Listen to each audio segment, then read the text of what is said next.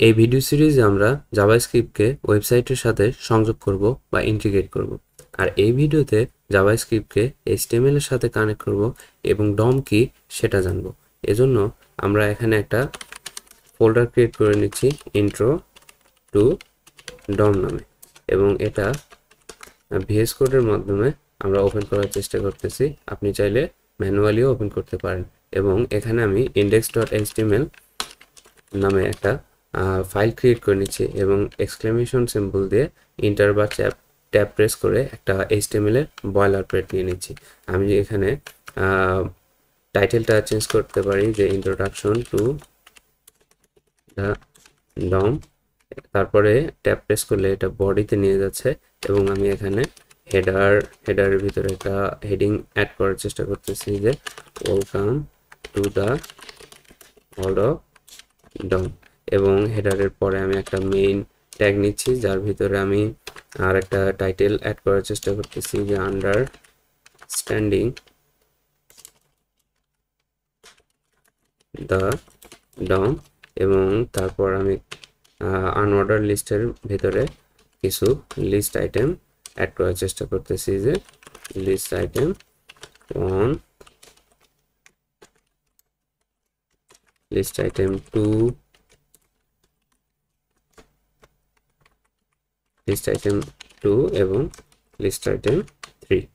তো এখন এটা যদি আমরা ব্রাউজারে দেখতে চাই তাহলে আমরা লাইভ সার্ভারের মাধ্যমে এটা দেখতে পারি যে রাইট ক্লিক করে ওপেন উইথ লাইভ সার্ভার করলে আমরা এটা এখানে দেখতে পাচ্ছি যে এটা আমাদের ব্রাউজারে দেখাচ্ছে। তো এটা এভাবে দেখাচ্ছে। আমরা চাইলে এখানে স্টাইল অ্যাড করতে পারি, যেমন আমরা স্টাইল অ্যাড করার জন্য সিএসএস স্টাইলস বা এ ধরনের কোনো নামে একটা ফোল্ডার ক্রিয়েট করতে পারি। আমি সিএসএস নামে একটা ফোল্ডার ক্রিয়েট করলাম এবং এর ভিতরে style.css নামে একটা ফাইল ক্রিয়েট করে নিলাম, এবং এখানে যে HTML এর ভিতরে এই যে দুইটা হেডিং আছে আমি এই দুইটাতে একটু কালারটা চেঞ্জ করার চেষ্টা করি যে H1 এর কালারটা আমি সেট করলাম যে কালার টমেটো, এবং H2 এর কালারটা চেঞ্জ করে আমি বললাম যে কালার গ্রিন। তো এখন এটা এভাবে কাজ করবে না, এটা এই HTML এর সাথে কানেক্ট করতে হবে। আর কানেক্টটা করতে হয় এই যে হেড ট্যাগের ভিতরে লিঙ্ক সিএসএস, অর্থাৎ স্টাইল রিলেশনটা এখানে করতে হয়।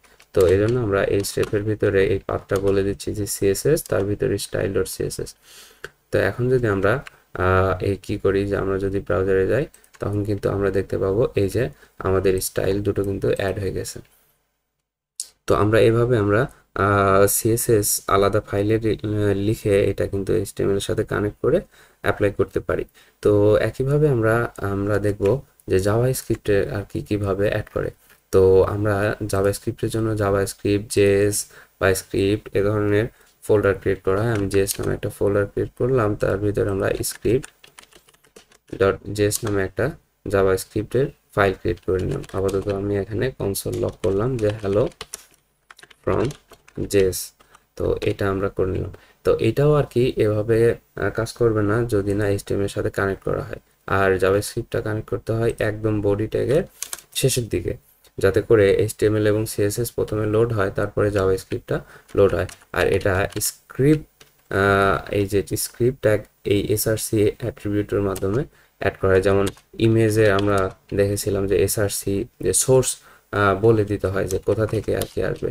তো এখানে এই স্ক্রিপ্টের ভিতরে সোর্সটা বলে দিতে হয় যে কোথা থেকে আসবে। তো আমরা এখানে জেএস এর ভিতরে script.jss এখান থেকে আর কি নিতে চাচ্ছি। তো এখন যদি আমরা এখানে যাই এবং ইন্সপেক্ট করে কনসোলে আসি তাহলে কিন্তু আমরা এই যে এখানে দেখতে পাচ্ছি যে হ্যালো ফ্রম জেএস script.js এর 1 নাম্বার লাইন থেকে আসতেছে। তো এটা কিন্তু আমরা এখন জাভাস্ক্রিপ্টটা HTML এর সাথে কানেক্ট করতে পেরেছি। তো আমরা যে এই যে এখানে স্টাইল আলাদা ফাইলে আলাদা জায়গায় রেখে লিঙ্ক করে দিলাম, তো এছাড়াও আমরা কি করতে পারি এই হেড ট্যাগের ভিতরেই স্টাইল ট্যাগের ভিতরে আমরা কিন্তু স্টাইল অ্যাড করতে পারি HTML ফাইলের ভিতরেই আর কি। যেমন আনঅর্ডার লিস্টের ভিতরে লিস্ট আইটেম আছে, সেগুলোকে যদি আমি কালার চেঞ্জ করে রেড করে দিই তাহলে কিন্তু এটা অ্যাপ্লাই হবে। যে এই যে এগুলো কিন্তু এখন রেড হয়ে গেছে। তো আমরা কিন্তু চাইলে HTML এর ভিতরেই কি করতে পারি, স্টাইল অ্যাড করতে পারি। তো একইভাবে আমরা HTML এর ভিতরে জাভাস্ক্রিপ্টও লিখতে পারি, সেটা হচ্ছে স্ক্রিপ্ট ট্যাগের মাধ্যমে।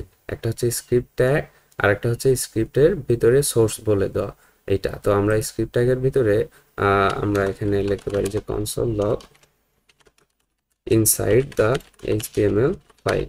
তো এখন এটা কিন্তু আমরা দেখতে পাবো হচ্ছে এই যে inside the HTML file index.html এর 29 নম্বর লাইন থেকে কিন্তু এটা আসছে।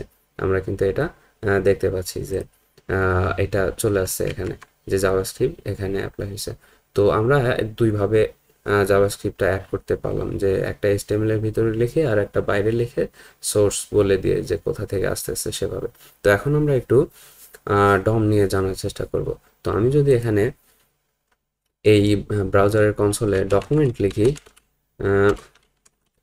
তাহলে এই ডকুমেন্টটা আমরা এখানে এক্সপ্যান্ড করলে দেখতে পাবো যে HTML ফাইলে যেসব কিছু ছিল সেসবই আছে এখানে। যে এই যে হেড ট্যাগ, তার ভিতরে অনেক কিছু ছিল সেগুলো আছে, এবং বডি ট্যাগের ভিতরে এই যে হেডার ছিল যে ওয়েলকাম টু দ্য অল ডম, এটা ছিল, এটা আসতেছে। আবার মেইনের ভিতরে হেডিং 2 ছিল, এটা আসতেছে এই যে এখানে আর কি দেখাচ্ছে ইন্ডিকেট করে। তো ইউএল এর ভিতরে এই যে লিস্ট আইটেম অন, এভাবে কিন্তু এটা দেখাচ্ছে। আবার এলিমেন্ট ট্যাবে যদি যাই তখন কিন্তু আবার এখানে এটা দেখাচ্ছে যে এই একই জিনিসটা, যে HTML হেড বডি, এই যে একই জিনিসটা দেখাচ্ছে। এটা কিন্তু জাভাস্ক্রিপ্টের জায়গা। তো আমরা কিন্তু এটা এখানে এখানে পেয়ে যাচ্ছি। আবার আমরা চাইলে এই স্ক্রিপ্ট জেএস এর ভিতরে এখানে কনসোল লগ করতে পারি ডকুমেন্টকে, তাও কিন্তু আমরা এখানে এটা পেয়ে যাব যে এই যে স্ক্রিপ্ট জেএস এর 2 নম্বর লাইন থেকে আসছে ডকুমেন্ট, যেটা কিনা এই যে এখানে সেম জিনিসটাই দেখাচ্ছে।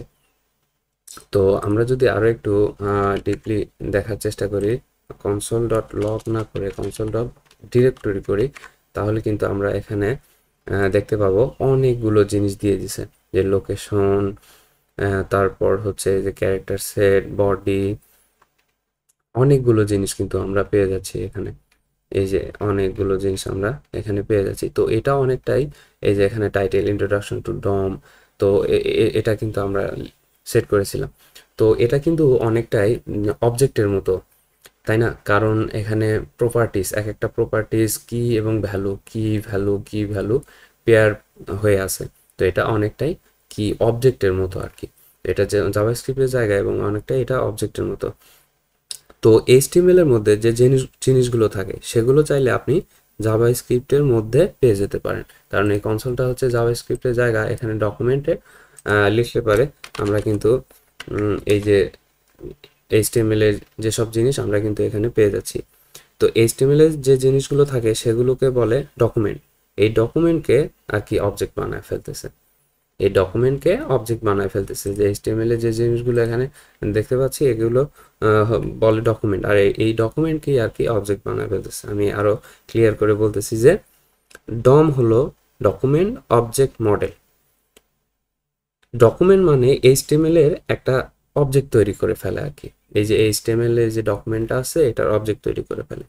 সম্পূর্ণ ওয়েবসাইটের যত HTML আছে সেগুলোকে নিয়ে জাভাস্ক্রিপ্টের একটি অবজেক্ট তৈরি করে, সেটি HTML এর একটা মডেল আর কি। যেমন কোনো প্রোডাক্ট বা বিভিন্ন জিনিসের মডেল থাকে, তেমনি HTML এর একটি মডেল হলো এই ডম, যা জাভাস্ক্রিপ্টের ভিতরেই থাকে আর কি।